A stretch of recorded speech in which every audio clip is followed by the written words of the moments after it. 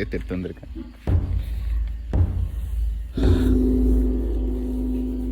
மக்கள் நடமாட்டம் இல்லாத இடத்துக்கு போகணுன்னு ஆசை. அதனால் இந்த இடத்த தேடி வந்திருக்கேன். நான் பார்க்க போகிறேன். சும்மா இதில் ஒரு கதைக்கு.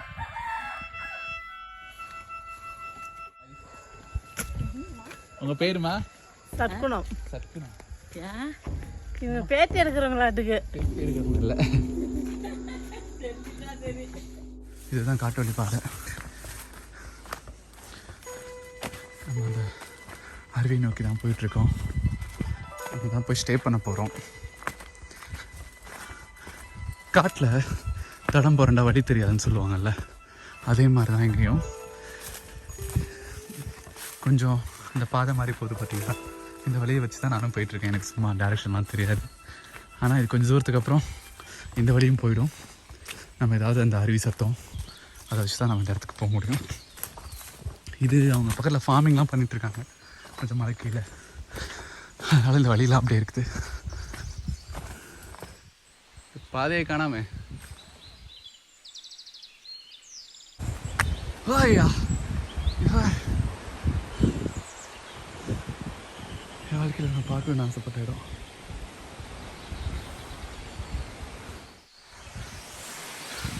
சரிதா, இந்த அருவியை நெருங்கிட்டே இருக்கும்.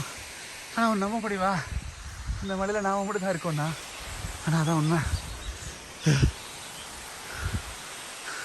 அதை தெரியுது பார்த்தீங்களா மலை, அந்த மலையில் இருக்க மேலே என்ன இருக்குன்னு சொல்லி யோசிப்போம்ல, அந்த மாதிரி யோசிக்கிற இடத்துல தான் இப்போ நான் இருக்கேன். ஷா, இந்த ஃபீலை வந்து பார்த்தாலே என் மூச்சு அரைப்பிக்கும். என்னோட ஃபீலுக்கும் சந்தோஷத்துக்கும் அர்த்தம் தெரியும். கீழே பார்த்தோம் இல்லையா ஒரு அருவி, அதான் அதுக்கு மேலேயே வந்துட்டோம். அதான் முக்கியம். அதோ நம்ம ஏறின இடம் இந்த மலை. இங்கே அருவி இது வரைக்கும் பாதையே இல்லை. குறுக்க போது வந்ததில் அருவி பாரு, சம்ப செடி கிழிச்சிருச்சு.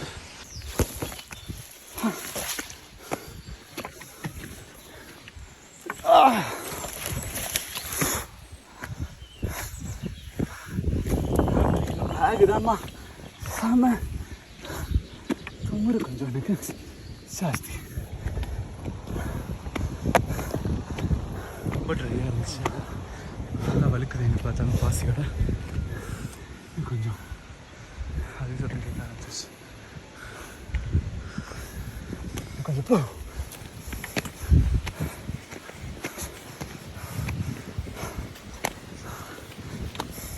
இங்கேருந்து ஸ்டார்ட் ஆகும் கொல்லிமலை. அங்கேருந்து நல்லா ரோடுவேஸ் இருக்குது. அந்த ரோடுவேஸ்லேருந்து பார்த்தா இந்த அருவி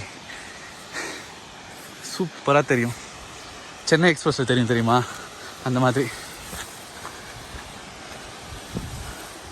ஆனால் இந்த இடத்துக்கு உங்களுக்கு பாதையே கிடையாது. இந்த மாதிரி ஏதாவது ட்ரக்கிங் மாதிரி ஏறி வந்தால் தான் உண்டு.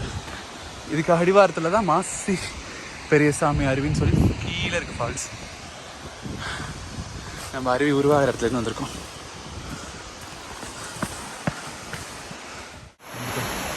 அன்னைக்கு சுற்றுநீர் பார்க்குற மாதிரி போயிட்டு இருந்துச்சு, இது அருவியாக போகுது.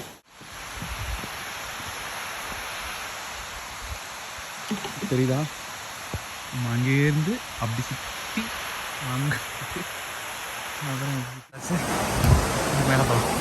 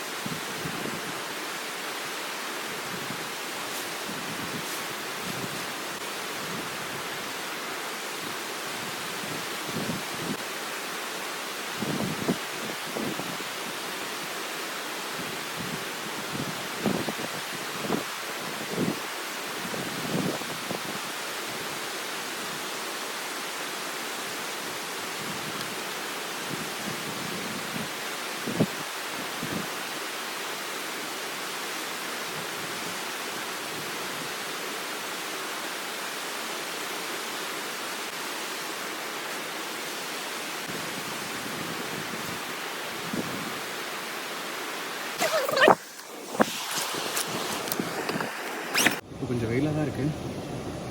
பட் ஆனால் போக போக குளிர ஆரம்பிச்சிடும். நேற்று என்னென்னா சும்மா மழையாக அந்த ஊர்லேயே அதான் டென்ட் அடிச்சுட்டு போயிடாமல் நான் அதை போட்டு கட்டி வச்சிட்டேன். சாப்பாடு அரேஞ்ச் பண்ணணும், அடுப்பு ரெடி பண்ணணும். அடுத்து ஃபஸ்ட்டு குளிப்போம். பயங்கரமாக வேர்க்குது, ஸ்மெல்லி ஆகிடும்.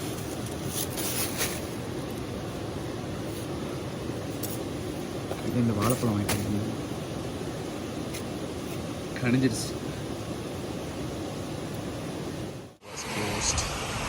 நல்லா இருக்குல்ல இன்னும் பார்க்கறதுக்கு.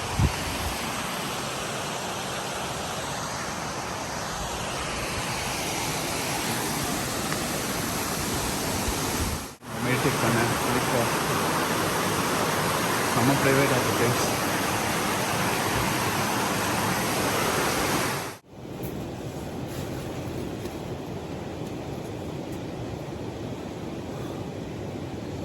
போய் படிக்கலான்ட்டு இருக்கேன். மிரரில் தெரியுது. ஆக்சுவலாக இது the power of your subconscious mind. இந்த இடத்துல வந்து தான் இதை படிக்கணும்னு இருக்குன்னு நினைக்கிறேன்.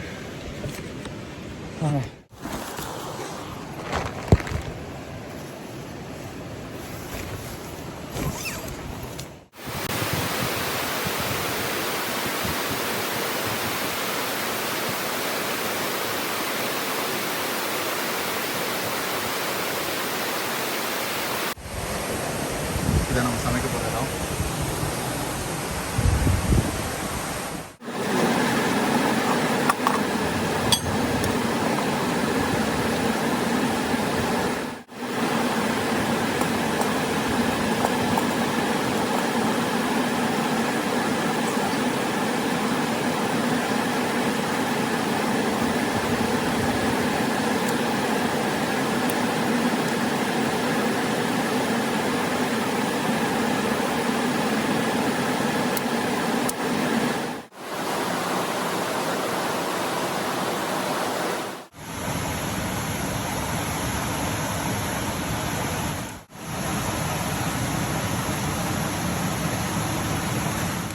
ஃபைனலி செஞ்சு முடிச்சாச்சு. நல்லா வந்துருச்சு. நான் சமைச்ச இதை பார்க்கும்போதே அழகாக இருக்கும்.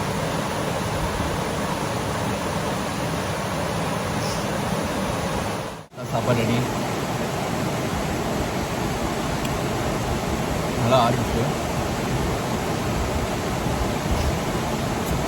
இதில் கிரவுண்ட் நட்ஸு, ஜவ்வரிசி இருக்குல்ல, பாயசம் இருக்குல்ல, அதுலேருந்து எல்லாமே இருக்குது. 32 நினைக்கிறேன். 32 தானியம் மிக்ஸு எல்லாம் தான். எல்லாமே சேர்த்து போட்டுருக்கு. இந்த அவுள் எல்லாமே அரைச்ச மாவு இது. ஸோ அதனால் எனக்கு கார்போஹைட்ரேட்டு, ப்ரோட்டீனு, ஃபேட்டு எல்லாமே இது கிடச்சிடும். இது சாப்பிட்றதுனால வயிறும் டம்முன்னு ஆகிடும், அடிக்கடி பசிக்காது.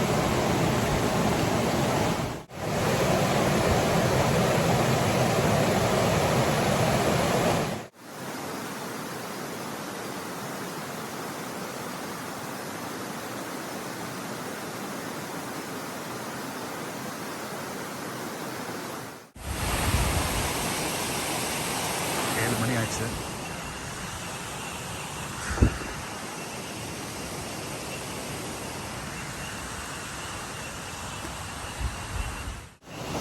ஷேடோ மட்டும் தான் தெரியுதுன்னு நினைக்கிறேன். மணி 8:30.